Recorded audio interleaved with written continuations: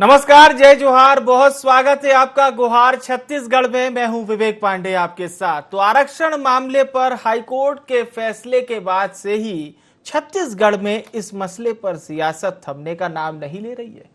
अब इस पूरे मामले को लेकर राज्य सरकार ने नया फैसला किया है। हाईकोर्ट के फैसले के बाद अब सुप्रीम कोर्ट में 3 वरिष्ठ वकील सरकार का पक्ष रखेंगे। छत्तीसगढ़ सरकार ने 2012 में 58% आरक्षण की अधिसूचना जारी की थी, जिसे हाई कोर्ट ने रद्द कर दिया है। कोर्ट ने कहा है कि आरक्षण को 50 से बढ़ाकर 58% करना असंवैधानिक है। कोर्ट ने आबादी के अनुसार आरक्षण देने को भी गलत माना है, जिसको लेकर अब सरकार भी आर पार के मूड में आ गई है। आपको बता दें, याचिकाकर्ताओं का दरअसल तर्क था कि सरकार ने राज्य की आबादी के हिसाब से आरक्षण का रोस्टर जारी कर दिया। इसके मुताबिक अनुसूचित जनजाति को 20 की जगह 32%, अनुसूचित जाति को 16 की जगह 12% और ओबीसी को 14% आरक्षण का प्रावधान किया गया। इसके आरक्षण का दायरा संविधान द्वारा निर्धारित 50% से ज्यादा हो गया, जिसको लेकर अब हेड अकाउंट की बात भी की गई है। वहीं शासन ने आरक्षण नीति में बदलाव करते हुए 18 जनवरी 2012 को अधिसूचना जारी की थी। इसके तहत लोक सेवा यानी कि अनुसूचित जाति, अनुसूचित जनजाति, पिछड़ा वर्ग का आरक्षण अधिनियम 1994 की धारा 4 में संशोधन किया गया था।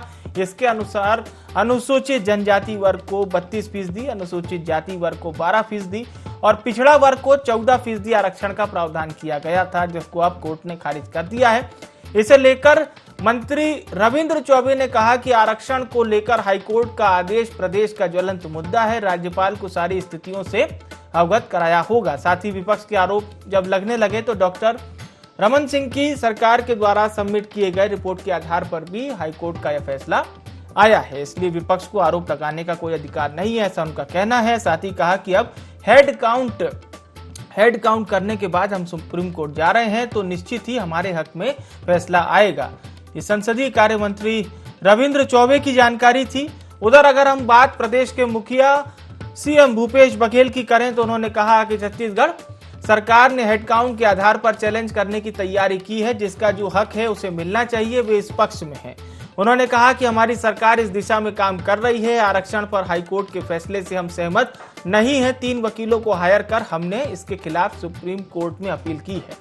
तो आरक्षण पर सियासत आर पार में सुनते हैं पक्ष विपक्ष के नेता क्या कुछ कह रहे हैं।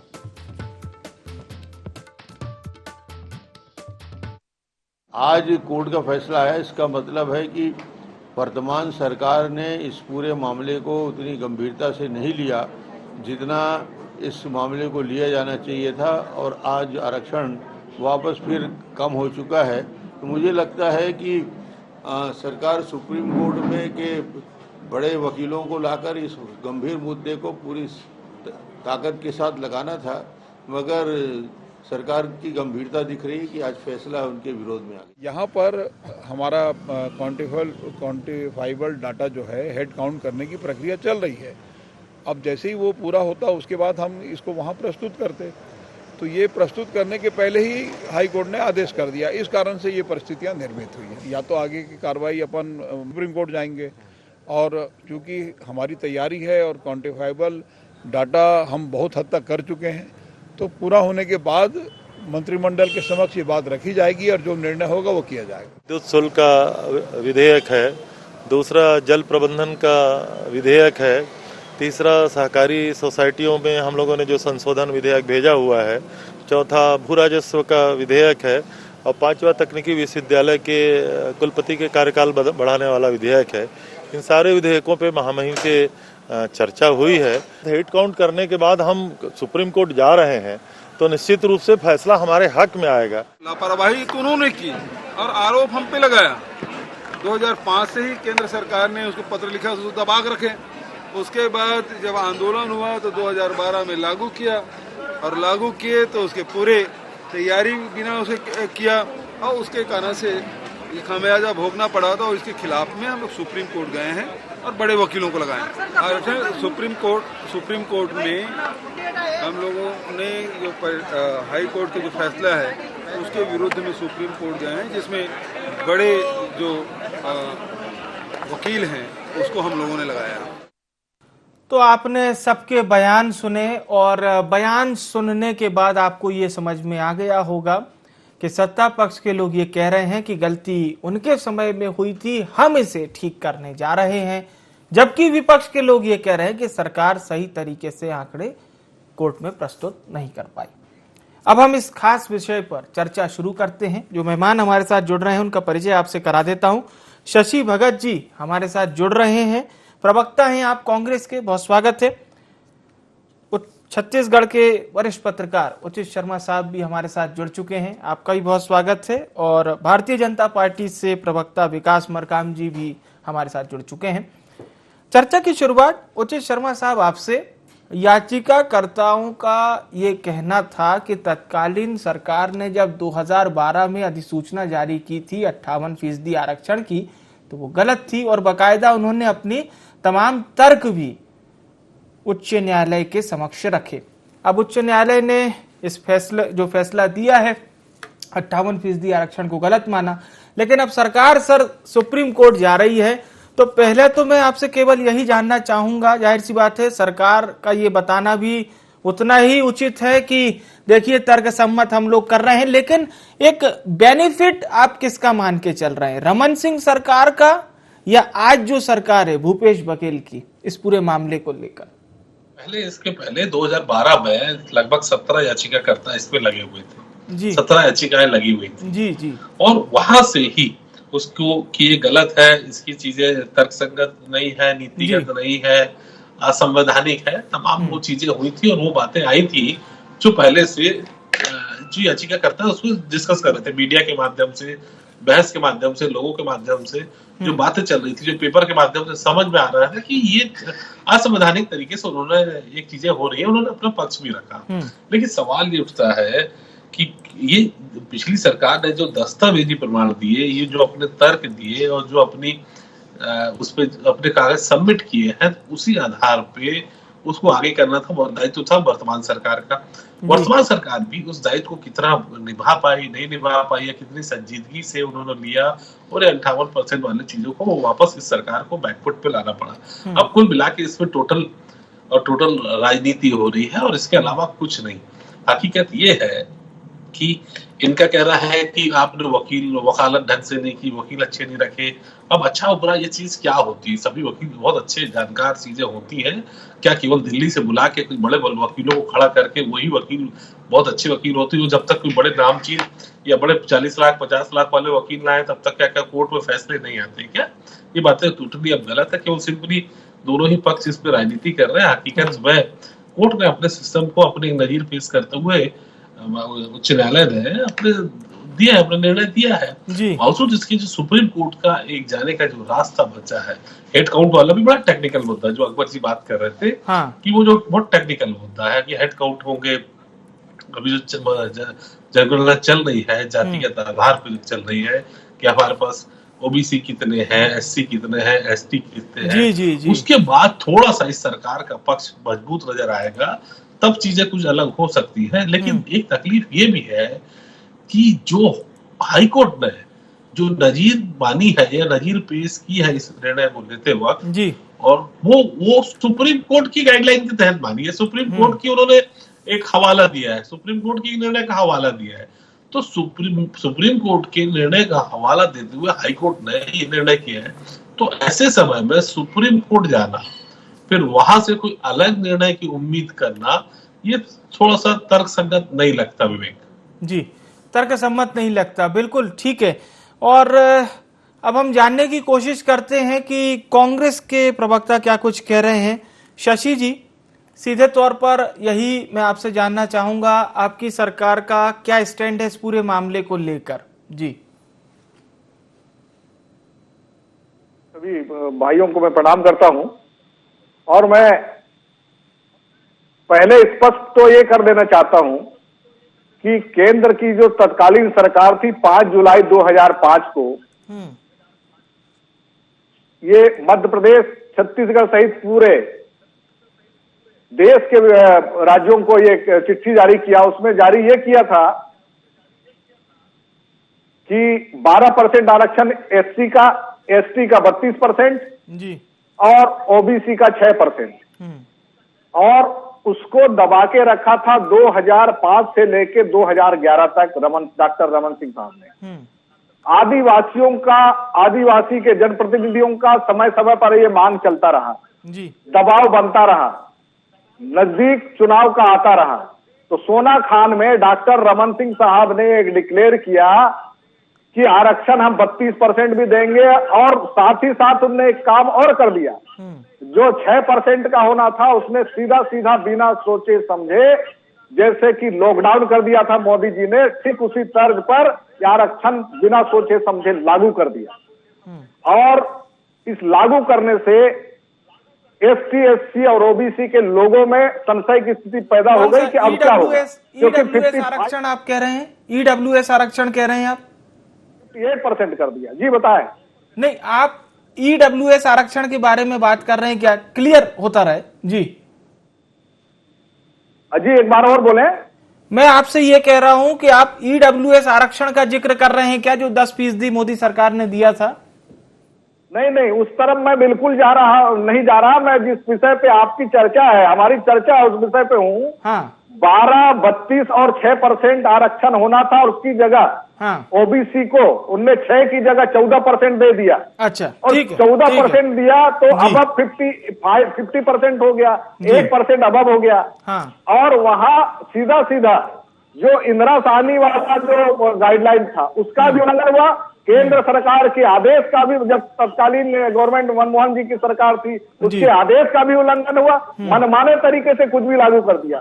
मैं आरक्षण गरीबों को मिले उसके पक्षधर हूँ, सभी वर्ग को मिले, जिसकी जो हक है उसको मिले, लेकिन ऐसा बेतुका आरक्षण देके, बिना तर्क देके इनने सीधा सीधा कर दिया आरक्षित, और बवाल पैदा कर दिया, विवाद पैदा कर दिया, केवल वोट लेने के लिए। क्योंकि 2012 में 13 में चुनाव होना था, और 12 से लेके 18 तक उनकी सरकार थी।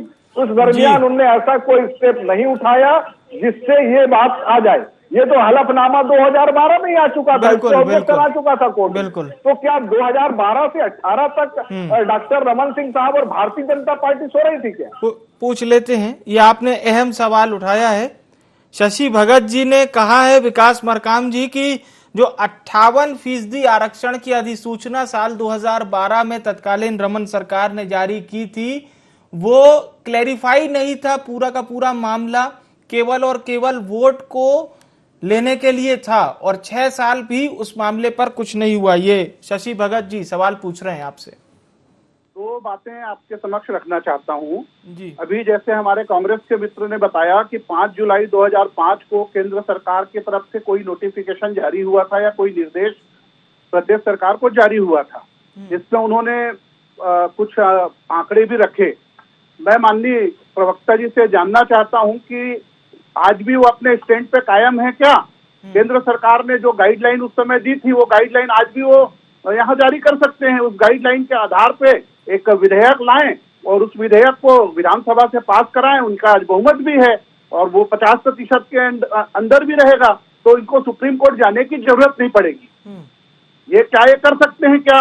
और दूसरा, मैं आपको बताना चाहता हूं कि डॉक्टर रमन सिंह के नेतृत्व वाली भाजपा सरकार ने दिसंबर 2011 में जनजातीय समाज को प्रदेश में उनकी जनसंख्या के अनुपात में 32% आरक्षण देने का ऐतिहासिक निर्णय लिया था, क्योंकि प्रदेश में हमारा आरक्षण जो है वो 32%, हमारा जनसंख्या जो है वो 32% है, इसलिए उसके अनुपात में 32% आरक्षण मिला।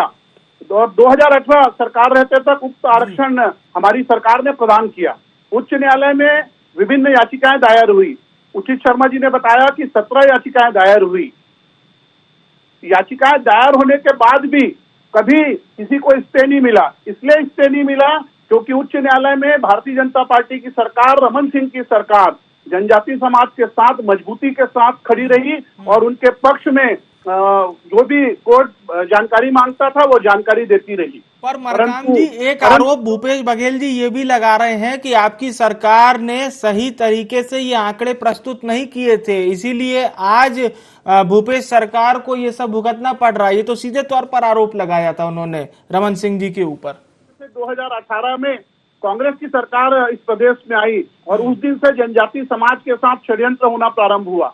माननीय उच्च न्यायालय में भी जनजाति वर्ग का पक्ष ठीक से नहीं रखा गया, उसके कारण माननीय उच्च न्यायालय में ऐसा दुर्भाग्यपूर्ण निर्णय सामने आया। 4 साल से कांग्रेस इस प्रदेश में सरकार में है, अब जवाब तो उनको देना है कि जनजाति समाज से आरक्षण क्यों कम किया जा रहा है। मैं और बताना चाहता हूं आपको कि इसके पूर्व भी कांग्रेस की सरकार में जनजाति वर्ग मरकाम जी को सुन लेते हैं पहले। जी आऊंगा मैं आपके पास। जी बोलिए मरकाम जी। कि 2012 से लेके 2018 तक आपकी सरकार थी और उस पर आपत्ति आ गया था 2012 में ही। तो 2012 से 18 तक आपने क्या किया, इसका एक नंबर वाइज है।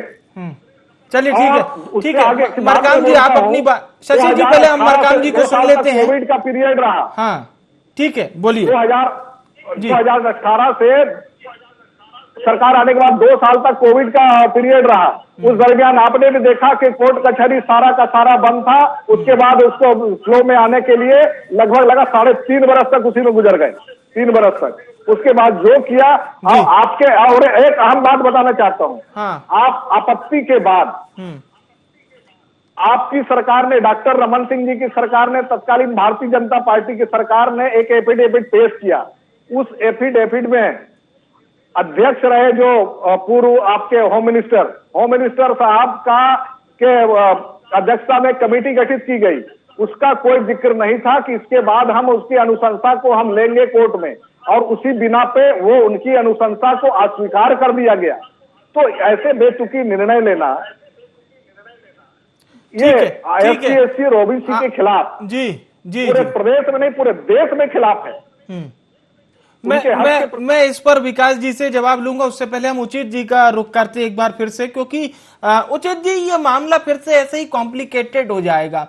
मैं चाहूंगा जो दर्शक इस समय हमारा ये कार्यक्रम देख रहे होंगे, और जाहिर सी बात है बेहद संवेदनशील मुद्दा है, सियासी बयानबाजियों को अगर हम इतर कर दें तो इससे लोगों का हित जुड़ा हुआ है सीधे तौर पर। चुनाव आते जाते रहेंगे, लेकिन जो लोग क्वालिफाई और डिस्क्वालीफाई होते हैं उनके लिए ये आरक्षण बहुत मायने रखता है। सर तकनीकी रूप से बहुत अध्ययन करने वाला विषय है, इतनी जल्दी हम सब ना समझा पाएंगे और ना ही उनकी समझ में अभी आ सकता है, क्योंकि ये विषय अंदर तक बिल्कुल घुसा हुआ है। एक तकनीकी चीज है, इसमें वो हमको समझने की दरकार है। लेकिन सबसे बड़ी चीज है कि सवाल उन लोग का है जो लोग इसके तहत भर्ती जिनकी हो चुकी है, जो इसका लाभ ले चुके हैं, जो इसके तहत नौकरियां कर रहे हैं, वो एक बड़ी दिक्कत सामने आने वाली है। फिलहाल ये मुद्दा जो है बड़ा पेचीदा किस्म का होगा, जिसको आम लोग की अभी समझ से परे है और बाहर है। इसको इजीली समझ पाना और समझा पाना अभी बड़े तकलीफ का विषय है। वही दूसरी ओर आप देखिए कि जो 58 से अभी जो 72 में नई सरकार ने जो किया है, वरकाम साहब शायद मेरी बात से सहमत होंगे, तो इसका असर जो उस फैसले पे पड़ेगा, क्योंकि 58 तो हो नहीं रहे हैं, 58 में जब तकलीफें आ गई है तो जो नए सरकार के नए फैसले आए थे 72% वाले, उसमें कितनी तकलीफें आएंगी इस बात का आप अंदाजा लगा सकते हैं कि वो भी रिजेक्ट हो गए ही, उसके फैसले भी एडवर्स ही फैसले आएंगे सरकार के खिलाफ, ऐसा प्रतीत हो रहा है। क्योंकि जब 58% वाला जब मामला हाईकोर्ट पर नहीं टिका है, तो आप 72% वाला जो अभी पेंडिंग है उस पर कितना मजबूती के साथ सरकारें खड़ी होंगी और उस पर क्या निर्णय आएंगे, ये देखने वाली बात होगी। फिलहाल लेकिन ये है कि इससे नौजवानों को, आम उस जाति विशेष को जो इसका लाभ ले रहे हैं, उनको बड़ी तकलीफें बढ़ जाएगी, बड़ी हौच-पौच की स्थिति बनी हुई है उन लोगों के लिए। मैं केवल एक चीज आपसे पूछना चाहूंगा उचित सर, अगर पूर्वोत्तर से, हालांकि तुलना करना ठीक नहीं रहेगा, पूर्वोत्तर में जो प्रावधान है अनुसूचित जनजाति वर्ग के लिए आरक्षण का, क्या उस तरह की कोई व्यवस्था अगर केंद्र से बनने सहमति राज्य की, तो उस तरह की कोई व्यवस्था लागू हो सकती है क्या सर?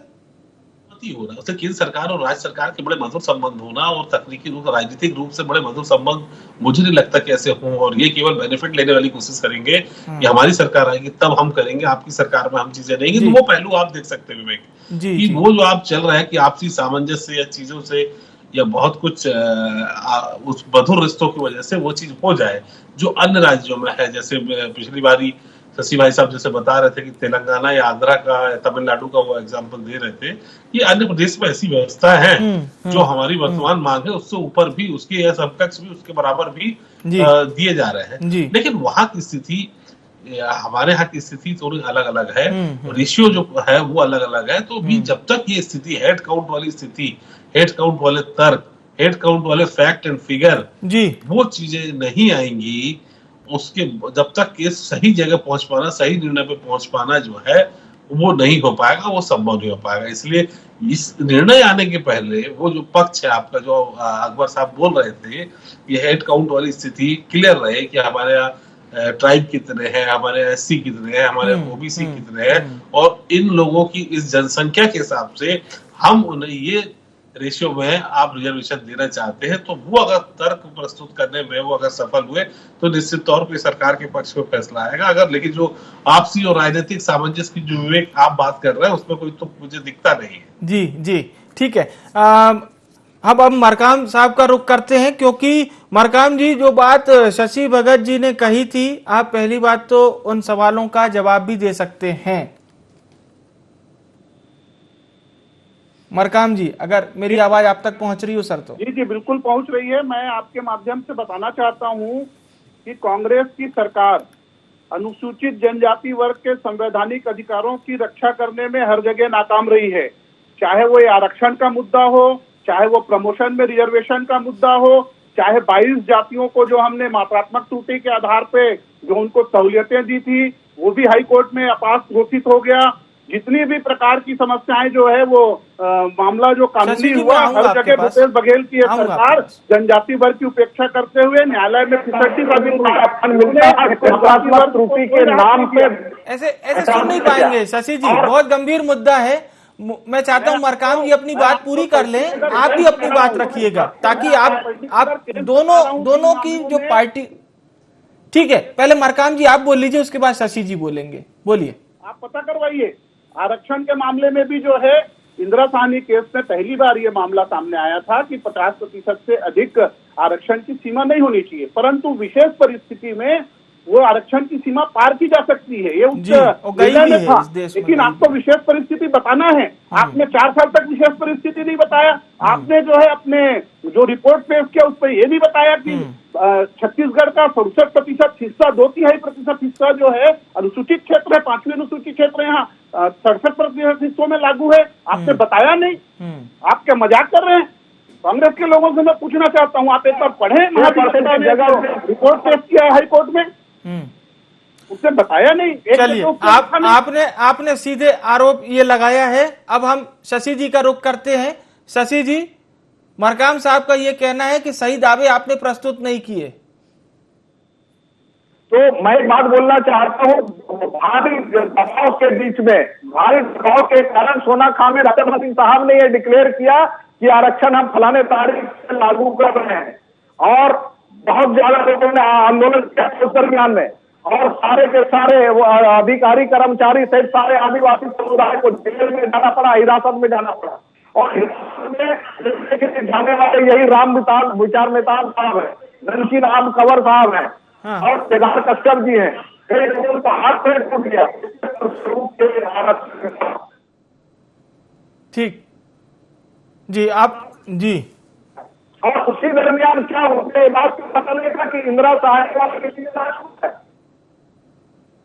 आपकी क्लियर वॉइस हम तक नहीं पहुंच पा रही है जी। ऐसा रीजन नहीं सुना कि आप सबक कर रहे हैं, तो कोई रीजन नहीं। आप सरासर इस बात के हकदार हैं कि आदिवासी और एससी को और ओबीसी को सबको आपस में लड़ाने का भारी षड्यंत्र आपने रचा है। इससे ज्यादा और कुछ दिखता नहीं है।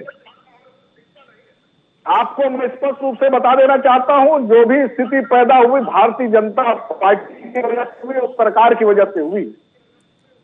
चलिए ठीक है, तो आरोप प्रत्यारोप है। बहुत बहुत धन्यवाद आप सभी मेहमानों का हमारे साथ चर्चा में शरीक होने के लिए। तो ये मसला इतना आसान नहीं है और इसे समझाना भी इतना आसान नहीं है, लेकिन अगर 58% आरक्षण का ये मामला है जिसे हाई कोर्ट ने निरस्त कर दिया और अब सरकार इसे सुप्रीम कोर्ट ले जाने की तैयारी में है, सुप्रीम कोर्ट में सरकार अपील भी करेगी।